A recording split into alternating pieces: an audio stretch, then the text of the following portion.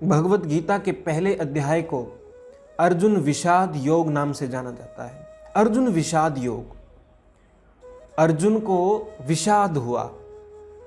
और इस पहले अध्याय में अर्जुन भगवान श्री कृष्ण से अपनी उस स्थिति के बारे में बताता है, उस स्थिति का वर्णन करता है, अपनी दुविधा प्रकट करता है, और जिसके कारण भगवान श्री कृष्ण उसे गीता का उपदेश प्रदान करते हैं, गीता का उपदेश देते हैं। तो अर्जुन इस पहले अध्याय में विषाद में चला गया था, लेकिन उस विषाद से योग की तरफ जा रहा है, उस विषाद से आह्लाद की तरफ जा रहा है।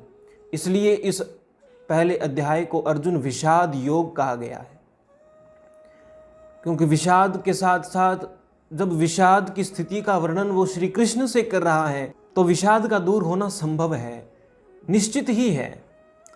अब भगवान श्री कृष्ण गीता का उपदेश इस पहले अध्याय में जो अर्जुन को विषाद हुआ है उसके कारण ही देते हैं।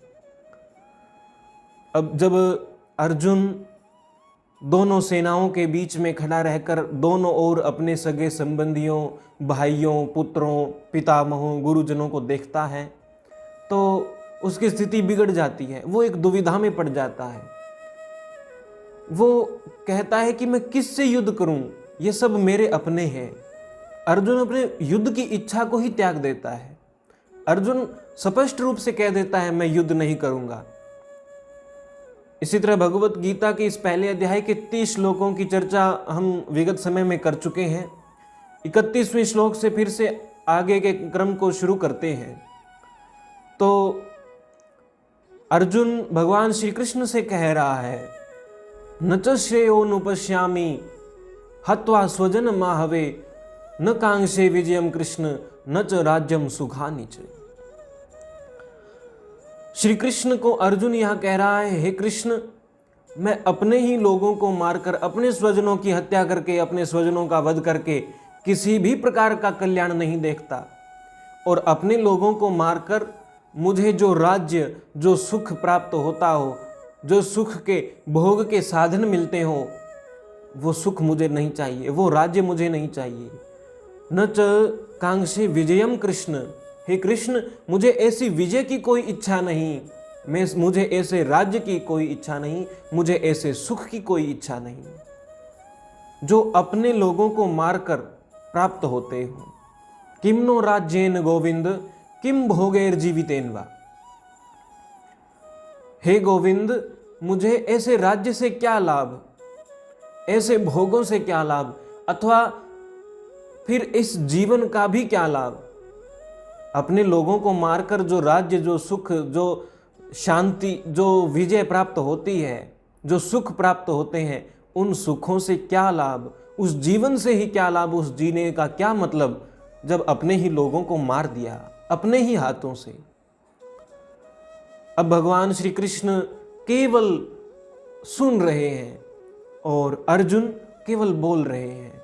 जो कुछ अर्जुन के मन में आ रहा है अर्जुन बोले जा रहे हैं, कुछ सोच नहीं रहे वे किस से कह रहे हैं, क्या कह रहे हैं। ये अज्ञान की बातें श्री कृष्ण के सामने अर्जुन बेझिझक कहते जा रहे हैं, कुछ भी सोचकर, कुछ भी विचार कर नहीं बोल रहे, क्योंकि अर्जुन का मन उन्हें विषाद की तरफ ले गया है, उनकी स्थिति बिगड़ चुकी है। अब श्री कृष्ण के सामने खड़े होकर अर्जुन आगे भी बोलते ही जा रहे हैं।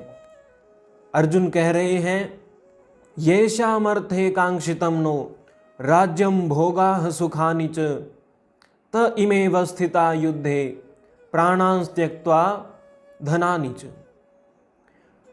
हे मधुसूदन,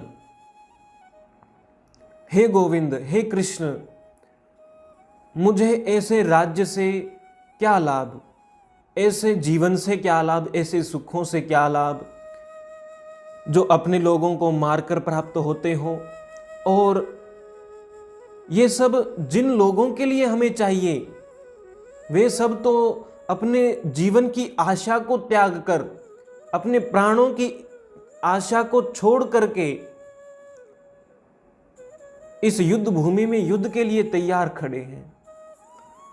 जिन सब लोगों के लिए, जिन सब परिवार के सदस्यों के लिए हमें ये सब सुख अभिष्ट हैं, हमें यह सब सुख चाहिए, ये विजय चाहिए, ये राज्य चाहिए, वे सभी अपने प्राणों की आशा त्याग कर अपने प्राणों को न्यौछावर करने के लिए इस युद्ध भूमि में तैयार खड़े हैं। फिर यदि हम युद्ध जीत भी जाएं तो हमें उस सुख से क्या लाभ, क्योंकि जब ये इस सुख का भोग करने वाले ही नहीं रहेंगे तो उस सुख का अर्थ ही क्या बच जाएगा। इस प्रकार अर्जुन भगवान श्री कृष्ण से कह रहा है कि मुझे सुख नहीं चाहिए, मुझे राज्य नहीं चाहिए, मैं इसके बदले खुद कहीं वन में जाकर रहने के लिए तैयार हूं, परंतु अपने लोगों को मारना यह संभव नहीं है। इसके बाद अर्जुन फिर से पुनः वही बात दोहराने लगते हैं। अपने सामने जिन जिन लोगों को देखते हैं उन लोगों का वर्णन करने लगते हैं, बार बार उन्हीं का नाम लेते हैं। ये मेरे आचार्य, मेरे गुरु, मेरे पितामह, ये सब मेरे पुत्र, पौत्र, मित्र, सगे संबंधी, ये सभी मेरे सामने खड़े हैं, एक दूसरे से युद्ध करने के लिए खड़े हैं। मैं इन्हें नहीं मार सकता, मैं इनके साथ युद्ध नहीं कर सकता। आचार्याः पितरः पुत्रास्तथैव च पितामहाः मातुलाः श्वशुरा पौत्राः शालाः संबंधिनस्तथा। मेरे ही संबंधी लोग, मेरे ही पुत्र, पौत्र, पितामह, गुरुजन, चाचा, ताऊ, ये सब खड़े हैं, मेरे ही संबंधी जन खड़े हैं, इनके साथ मैं युद्ध नहीं कर सकता। और एक ऐसी स्थिति, ऐसी कंडीशन भी रख देते हैं, यदि ये लोग मुझे मारें तो भी मैं इन्हें नहीं मारूंगा। एतान हन्तुमिच्छामि घनतोऽपि मधुसूदन। हे मधुसूदन, यदि ये लोग मुझे मारें तो भी मैं इन्हें नहीं मार सकता। भले ये मुझे मार दें, मेरा वध कर दें, परंतु मैं इनके विरुद्ध शस्त्र नहीं उठा सकता। इसके बाद अर्जुन कहता है कि ये युद्ध तो केवल एक पृथ्वी के राज्य के लिए है, एक थोड़े से स्थान के राज्य के लिए, सुख के लिए है। यदि मुझे तीनों लोगों का राज्य भी मिले तो भी मैं अपने लोगों को नहीं मार सकता। अपि त्रैलोक्य राजस्य हेतोः किम नु मही कृते।